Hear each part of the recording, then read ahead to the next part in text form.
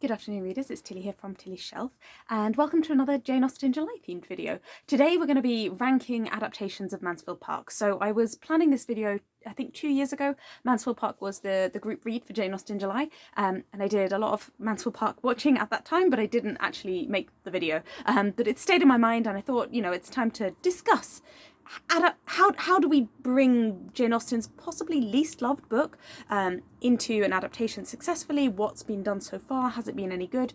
I'm going to tell you the short answer now, no. And, you know, how we could improve, or, you know, my vision of how we could do the best possible Mansfield Park adaptation. So this is the second ranking video that I've done for Jane Austen July. I previously ranked Jane Austen's Manipulative Mothers with Roz from Scally Dandly about the books. If you like ranking videos and you think that they should be something that maybe I do a little bit more often, please leave a comment down below and let me know. I think it's easier for me to do a ranking video related to Jane Austen because there's so many potential things to rank. But anyway, yeah. So I found 6 different adaptations, putting it loosely, of Mansfield Park to review and to consider. And, you know, as they're all a bit bad, we'll also talk about how we can make it all better. So I'm going to start with the worst and lead up to the best. How did I decide what would be the worst and what would be the best? Well, it was a little bit difficult because there's very different criteria for if it's the best adaptation in terms of faithfulness versus the best in terms of quality of the film. So in the end I decided to rate them based on whether I would watch them again or how likely I am to watch them again. And I felt that that was probably the best compromise of what's a good adaptation and what's a watchable adaptation. So we're going to start at the bottom and we're going to start with number 6, which is Metropolitan. This is a film from 1990. It was directed by Whit Stillman and it starred Edward Clements and Audrey Rouget.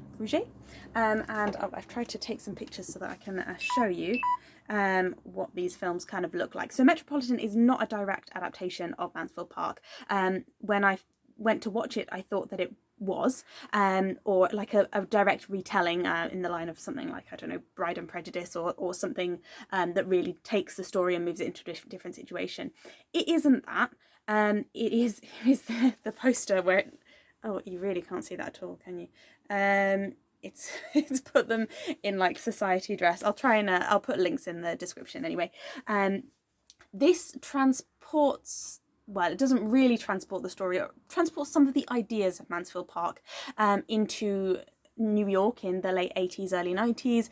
It's about a group of kind of socialites who hang out together, discuss philosophy and go to events. It's absolutely abysmal, incredibly boring, cannot recommend, please don't do it. I'm never going to watch this again and I don't know if my husband will ever forgive me for making him watch it once. It's supposed to be quite good. It's actually, of all the adaptations, it's the highest rated on IMDb. Maybe people wanted different things from cinema in the 1990s. Maybe they didn't want to be entertained. The reason why you could still say that this is an adaptation of Mansfield Park, the characters refer to the book a little bit, and I guess is very much a story about a small group of white privileged people being unnecessarily whiny, which is an ungenerous interpretation of what Mansfield Park the book is. So yeah, moving swiftly on from that one then. Number 5 is a film adaptation. It's an actual adaptation of Mansfield Park, or so it claims, and that is the 2007 adaptation starring Billie Piper and Blake Ritson, and it was directed by Iain Mcdonald. It was a straight-to-TV version. Again, you can't see it very well, but you can just get a bit of the idea. This is another shockingly bad film, and I think the reason, like, there's a couple of things that make it bad. I think it was on a relatively low budget. It was a straight-to-TV film. It was made at the same time as the 2007 Northanger Abbey, which is absolutely fantastic, and it's hard to believe that they were made as part of the same kind of project, as it were, I think, if I understand correctly based on my memories from the time. I think there was like an Austen season on the TV, and yeah, they were both recorded together, and so it's all filmed in one location. It actually, the location, which is sorry, too many notes, Newby Hall in Yorkshire, it's a relatively good representation of Mansfield Park, but everything's filmed there, so you don't get like the kind of the travel in the book in terms of going to Southerton, going to Portsmouth, like the mobility, the way that Fanny's world is like gently expanded over the course of the book. That's all completely lost. Trying to find some good things to say about it. Mrs. Norris is possibly a bit more of an accurate adaptation in that she's age appropriate, so it's very typical for films to make Mrs. Norris, that's one of Fanny Price's aunts. Spoilers for Mansfield Park, by the way, but I assume that you knew that from the start of the video. It's quite normal to portray her as a bit older, and much like Mrs. Bennet, I think it's important to remember that she should be kind of in her 40s, and she should be kind of bitter but still relatively young, and she's a young widow. I think that's something that is often forgotten, but 2007 actually seems to get that right. And there are a couple of funny moments, but it's just torn apart by the complete lack of attention to any kind of detail, any kind of respect or love for the book. And that is like my number one like golden rule for future adaptations of Mansfield Park. And if you're involved in adapting Mansfield Park in the future, please listen to this. As somebody who ranks this as one of my favourite of Jane Austen's novels, the golden rule is if you do not understand Mansfield Park, if you do not love Mansfield Park, just don't get involved in adapting it. Like, don't think, we need to adapt an Austen novel. Mansfield Park's not been done in a while, let's try and make it fun. Don't do it. If you don't like actually care about what Mansfield Park is about, just leave it alone. That's all I can say. There's a lot of like lacking, there's a lot of stupid things to get wrong, like Fanny Price running around with her hair down all the time. They do try to make her more of a fun-loving, entertaining, active person, which is so not in keeping with her character in the book. I can understand the temptation, but it completely misunderstands Fanny Price as a heroine. And what I would say about Fanny Price as a heroine is she is a heroine of her time. If you read other books from the period, if you read about characters like Belinda and Evelina, you realise that this incredibly, excessively moral, virtuous, quite quiet character is held up as like the model heroine of the time. There are differences in that in their stories, like Belinda and Evelina are able to inspire action in others or inspire others to become more moral than they are originally.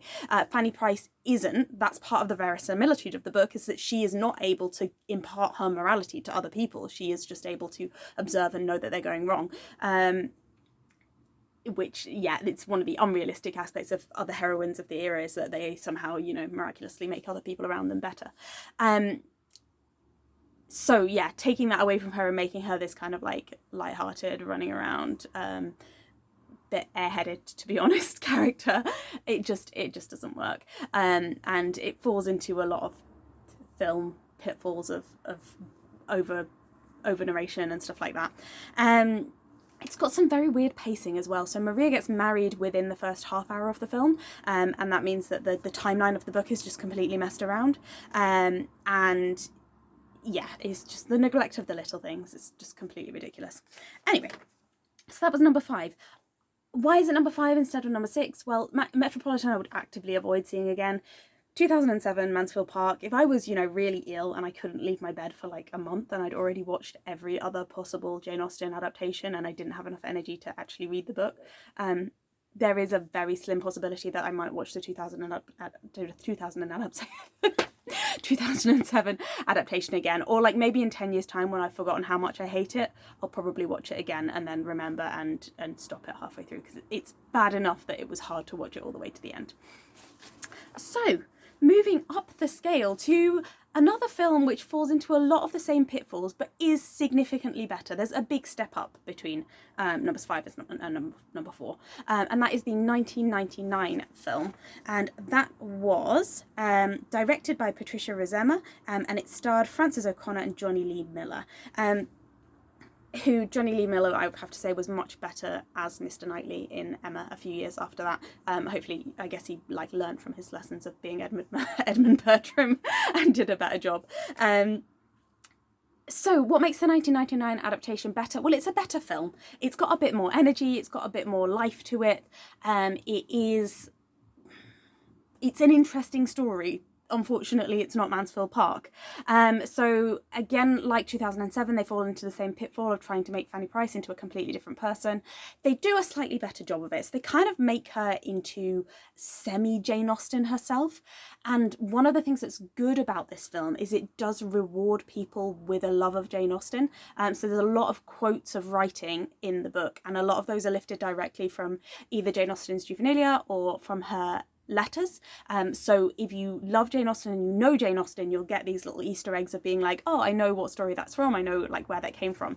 Doesn't fit with Mansfield Park, but it is nice to have that.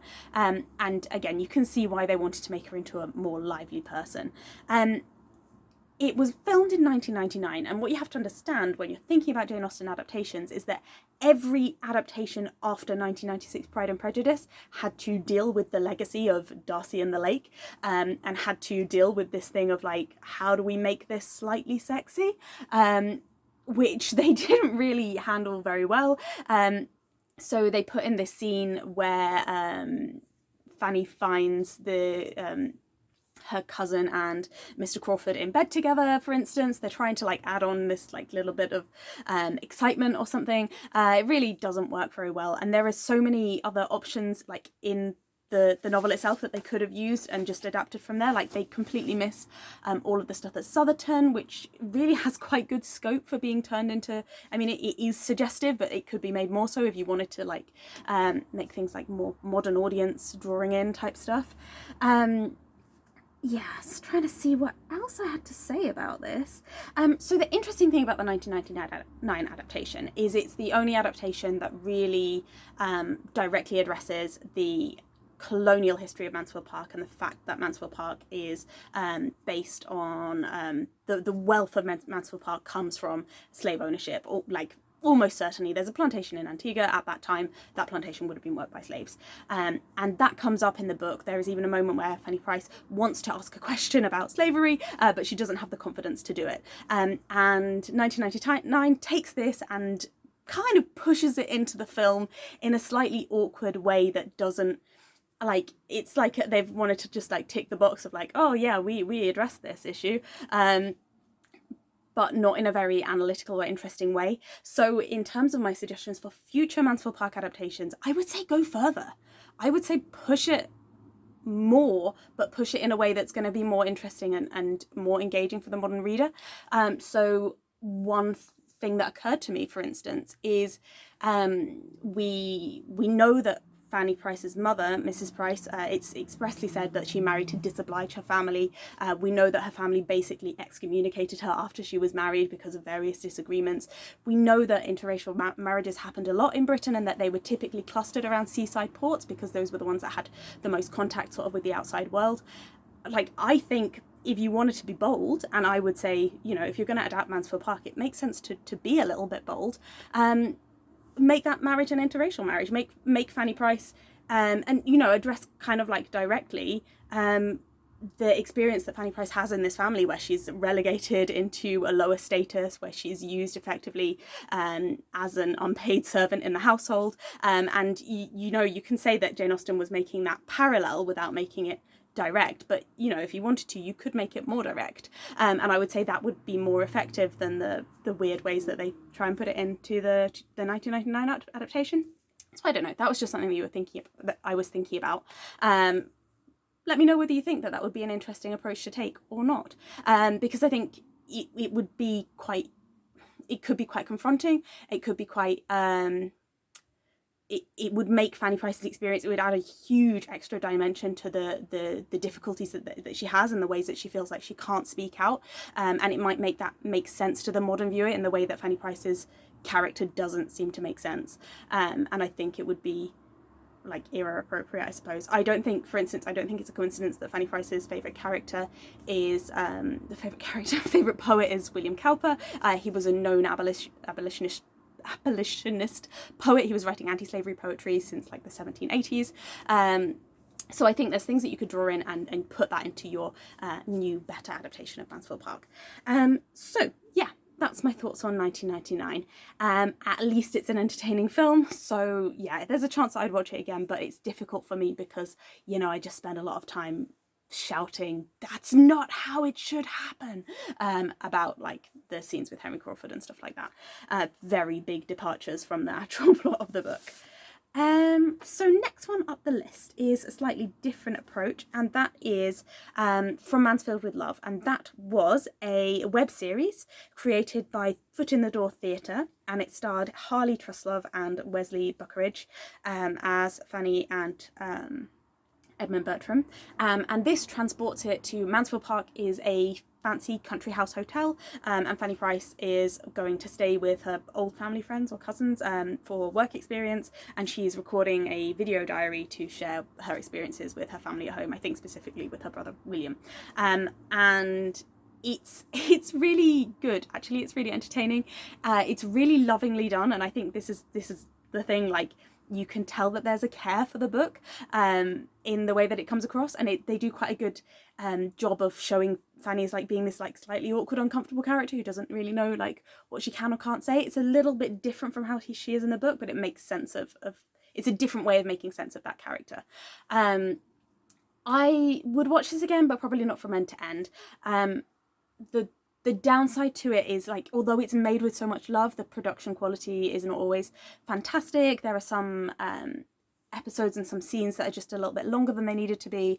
It's not like snappy and well edited like the adaptations that have, the web series adaptations that have a lot of financial backing, like the Pemberley Digital ones, which I absolutely love, but they didn't do a Mansfield Park one, sadly. It was good, but it wasn't perfect. It wasn't completely slick, I suppose.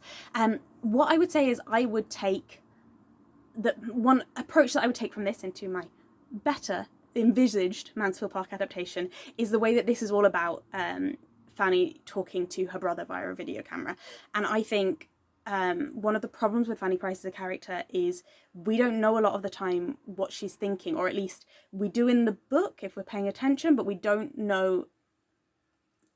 She doesn't say it outwardly. So in an adaptation, it's really easy to present how Elizabeth Bennet is thinking and feeling, or how Emma is thinking and feeling, because they tell us, they just say it. We like, unless they don't know themselves, we kind of hear from them what their thoughts and opinions are. But Fanny Price is very internal, and it's the same problem that you get with Anne Elliot in Adaptations of Persuasion. It's the same problem that you get with Eleanor Dashwood, and we need a way to get inside her mind, and we need a way to see what she's honestly thinking and feeling. And I think by including little moments of her letters to her brother, maybe phrases that she could be writing in her letters to her brother, or we could even have scenes of her brother kind of reading her letters or something like that, to strengthen that sibling relationship, which I think is one of the most important relationships in the book, but also to see what's coming from Fanny emotionally. I think that would be a really strong thing to add into a different adaptation. Don't think I expressed that very clearly. But yeah, I think keeping that like strengthening of the brother-sister relationship would be a good thing to add into a future adaptation of Mansfield Park. So, moving up the scale, this is a funny one, number 2, because I haven't actually watched the whole of it, but I definitely would.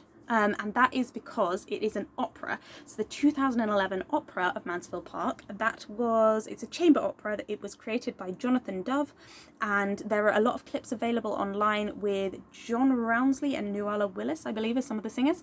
Actors, singers, opera stars, I don't know what you call them when it's opera. I've never really watched that many operas, so it's quite hard for me to judge and compare operas, but I have seen a lot of clips of this online. It is available in kind of low quality video clips, and that's why I haven't watched the whole of it. But if it was coming to a theatre near me, I would absolutely watch it. From the clips that I've seen, I definitely think that it would be very entertaining. So the good things about it is, I think probably the main thing that I would say that you could learn for your future imagined adaptation of Mansfield Park is that it doesn't start at the beginning. This is a flaw that every adaptation seems to fall into, starting with Fanny Price as like a 10-year-old girl showing up at the front steps of Mansfield Park. That is not interesting. That is, it's not a great grabbing beginning, and then immediately she just grows up. Skip that part, just skip it, just go straight in where the action starts, with, I don't know, Maria meeting Mr. Rushworth, or with Mr. Norris dying, or something like that, that gets us into the stuff that's happening at the beginning, and then tell the past stuff with a bit of flashbacks or a little bit of exposition from some of the characters. We don't need that really dull scene at the start. The opera does that. It starts in the middle of the action with Fanny Price acting as this kind of like badly treated member of the family, being asked by everyone to rush around and do different things, different jobs for them. And that, I think, is fantastic. The other fantastic thing about the opera is it actually, for once, captures the humour of the book. This book is really funny and really satirical, and sometimes a little bit like darkly comic, and that people just seem to completely miss that, and they think that they need to add their own sense of humour. Like 1999 adds loads of comedy, loads of random scenes that it makes up, and doesn't take the ones that are available from the book. I don't understand why adaptations do that, but anyway.